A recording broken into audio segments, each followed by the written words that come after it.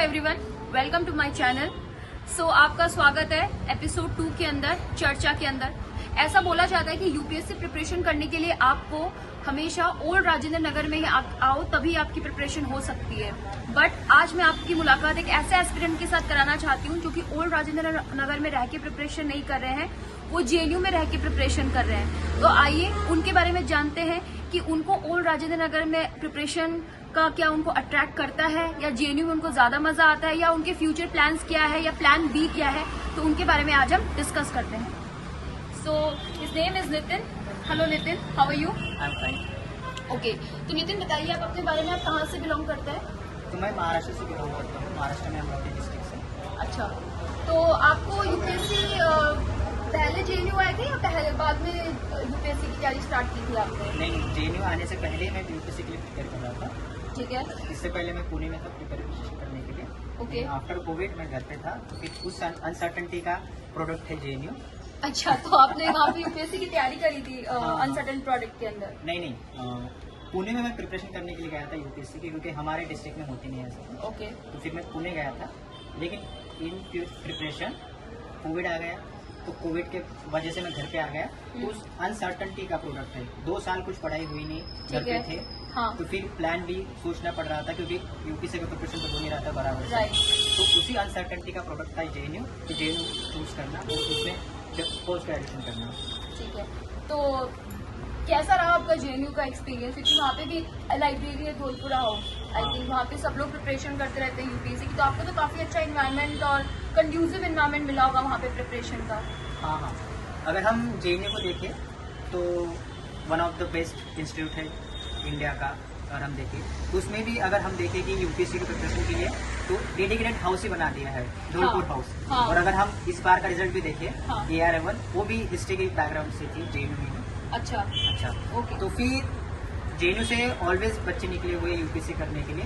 तो मुझे लगा कि यूपीएससी के साथ प्लान भी होना चाहिए कुछ ना कुछ। ये तो उल्टा भी होता है ना, यूपीएससी की प्रिपरेशन में जिनको ज्यादा आगे तक नहीं जा पाते हैं, सिलेक्शन नहीं होता, वो लोग भी फिर जेएनयू चले जाते हैं पोस्ट ग्रेजुएशन करने, ऐसा भी तो होता है। हाँ, लेकिन आपको मिले होंगे ऐसे बहुत सारे लोग। मेरे साथ भी ऐसे कुछ एस्पिरेंट थे कि उन्होंने 5-6 साल वेस्ट कर दिए यूपीएससी में। कुछ हुआ नहीं, वेस्ट नहीं बोल सकते, लेकिन टाइम इन्वेस्ट कर दिया। हाँ, टाइम इन्वेस्ट कर दिया 5-6 साल। हाँ। उसके बाद रिजल्ट कुछ नहीं था। हाँ।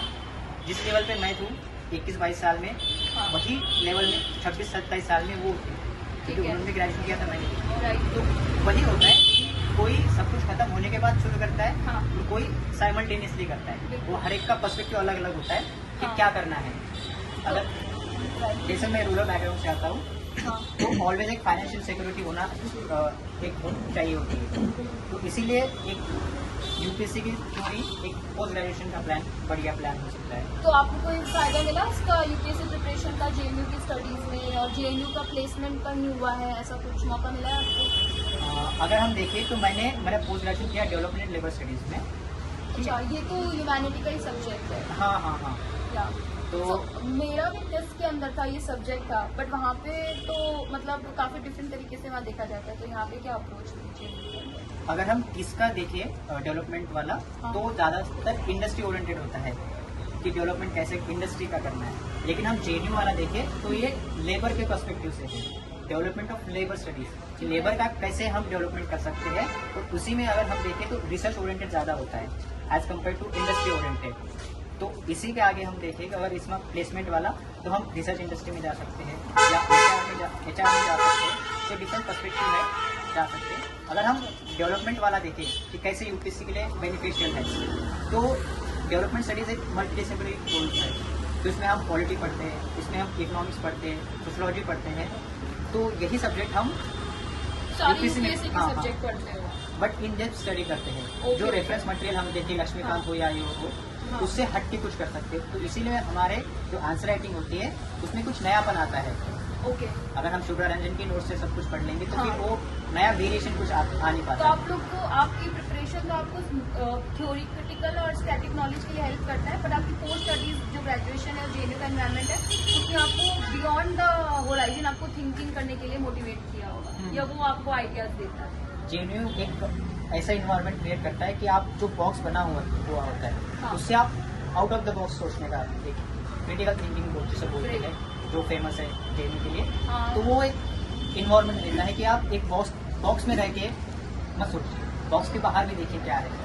तो वही प्रिपरेशन, वही थिंकिंग आपको यूपीएससी में भी काम आती है। तो आप जैसे जब जेएनयू में रहता है तो आपका कभी मन करता है कि सब लोग आपके जो बाकी फ्रेंड्स भी होंगे वो आरएन में तैयारी कर रहे होंगे, तो आपको कभी वो आरएन अट्रैक्ट करता है कि यहीं आके रहना चाहिए, इस माहौल में रहेंगे तो हम ज़्यादा अच्छा कर पाएंगे, ऐसा कभी फील होता है आपको? जब मैं स्टार्टिंग में प्रिपरेशन कर रहा था तो तब लगता था कि दिल्ली जाना है, दिल्ली जाके ही कुछ हो पाएगा यार। हाँ। लेकिन विद द प्रिपरेशन मुझे लगा कि जिनके पास सेल्फ मोटिवेशन नहीं होता है, जिनको बाहर से मोटिवेशन चाहिए होता है, एक्सटर्नल मोटिवेशन, उनके लिए ओआरएन आना जरूरी है। लेकिन जिनके पास खुद से इंटरनल मोटिवेशन होता है, आई थिंक मुझे लगता है कि वो कहीं भी रहेंगे, गांव में हो, वो झोपड़ी में हो, वो जेएनयू में हो, किस में हो, कहीं भी रह के प्रिपरेशन कर सकते हैं। जैसे हम अनु कुमारी का एग्जांपल ले सकते हैं, AR हाँ तो उन्होंने घर पे रह के भी प्रिपरेशन हाँ की। बिल्कुल, अगेंस्ट ऑल ऑड्स। वही तो उनका बच्चा भी था, शादी भी हो चुकी थी। तो वही है कि ये मतलब यूपीएससी करने के लिए ओआरएन आना या करोलबाग आना जरूरी नहीं है। अगर आपको एक्सटर्नल मोटिवेशन चाहिए, आप इनिशियली प्रिपरेशन कर रहे हो तो आप आ सकते हैं। वो तो एनीवे आपको एक्सटर्नल मोटिवेशन तो जेएनयू में मिल ही गया है, क्योंकि हम सब जानते हैं कि जो भी ह्यूमैनिटी के कॉलेजेस होते हैं वहाँ पे सबको बहुत चस्का होता है आईएएस बनने का। वहाँ पे लाइब्रेरी में मोस्टली सिलेबस से ज़्यादा तो ह्यूमैनिटीज़ या यूपीएससी से रिलेटेड भी बुक्स होती हैं, तो वहाँ देखने को मिलता है जैसे टिस हो गया, टीयू हो गया, वहाँ पे लोग जाते हैं, और या जेएनयू हो गया, वहाँ पे मोस्टली लोग जाते हैं इसीलिए, एडमिशन इसीलिए लेते हैं क्योंकि यूपीएससी की प्रिपरेशन भी साइमल्टेनियसली होती है। तो आपको पोस्ट ग्रेजुएशन के बाद कोई मौका मिला काम करने का, या फिर इस प्रिपरेशन के साइमल्टेनियसली कुछ गवर्नमेंट से रिलेटेड कुछ काम करने का या रिसर्च में काम करने का, या अभी भी आप प्रिपरेशन के दौर में ही है? तो प्रिपरेशन तो मैं साइमल्टेनियसली कर ही रहा हूँ, लेकिन विद द प्रिपरेशन मैं एक लैब फेलोशिप ज्वाइन किया हूँ। एमपी के साथ आई थिंक काम करना पड़ता है, हाँ like हाँ that. हाँ Okay. अगर लैब का लॉन्ग फॉर्म देखें हम, हाँ। Legislative assistant for member of parliament, Okay.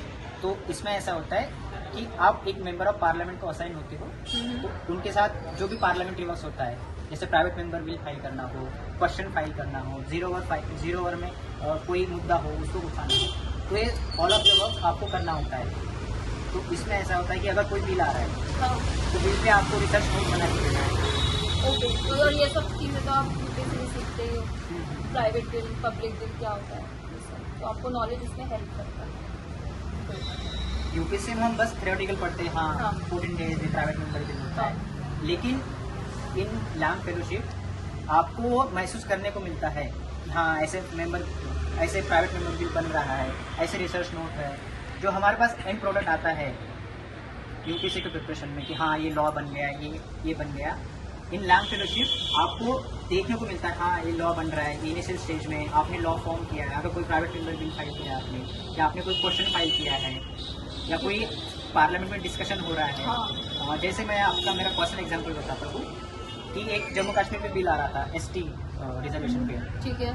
तो उसमें बहुत सारे मतलब प्रोटेस्ट हो रहे थे कि अपर कास्ट लोगों को एससी स्टेटस दिया, एसटी स्टेटस दिया जा रहा था। तो उसमें मुझे एक रिसर्च नोट बना के देनी थी मेरे मेंबर ऑफ पार्लियामेंट को, तो उसमें मुझे एक ग्राउंड लेवल का पर्सपेक्टिव जानना था। तो फिर मैंने वहाँ पे कॉल किया, उनसे जाना कि आपकी एक्चुअल प्रॉब्लम्स क्या है, क्या आप मांग करते हैं, क्या डिमांड करते हैं। Okay. उसके बाद रिसर्च किया कि क्या प्रॉब्लम्स है, क्यों डिमांड कर रहे हैं। तो एक होलिस्टिक पर्सपेक्टिव आपके पास मिल जाता है जो आप यूपीएससी में चाहते हो कि एक एज प्रैक्टिकल नॉलेज हो। आप जो गवर्नमेंट ब्यूरोक्रेसी में रह के करना चाहते थे वो आपको फेलोशिप के थ्रू चांस मिलते हैं, प्लेटफॉर्म मिलता है अपना ड्रीम पूरा करने का, अपनी गोल पूरा। ठीक है, तो बहुत अच्छी बात है, आप भी सोसाइटी को काफ़ी मोटिवेट कर रहे हो with plan B and with like ORN में ना आके दूर रह के भी तैयारी करके। तो बस आप एक लास्ट मैसेज अगर कोई व्यूवर को देना चाहते हैं अपनी प्रिपरेशन के लिए तो प्लीज़ दे दीजिए।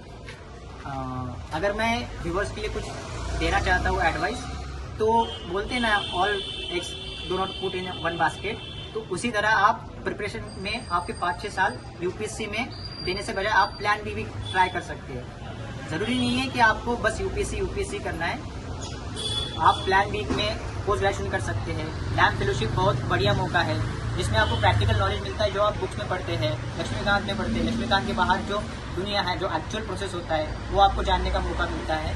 तो वही लगता है कि मुझे यूपीएससी के साथ अभी जितना अनसर्टनिटी बढ़ गया है, इस बार मेरा सीसेट की वजह से नहीं हुआ, जो अनसर्टनिटी क्रिएट कर दिया है यूपीएससी ने, तो मुझे लगता है कि उस अनसर्टेनिटी को फिलअप करने के लिए, वो गैप फिल करने के लिए आप प्लान बी भी दे सकते हैं। तो इसी के साथ थैंक यू। सो इसी कॉन्वर्सेशन के साथ I am signing off. Thank you so much.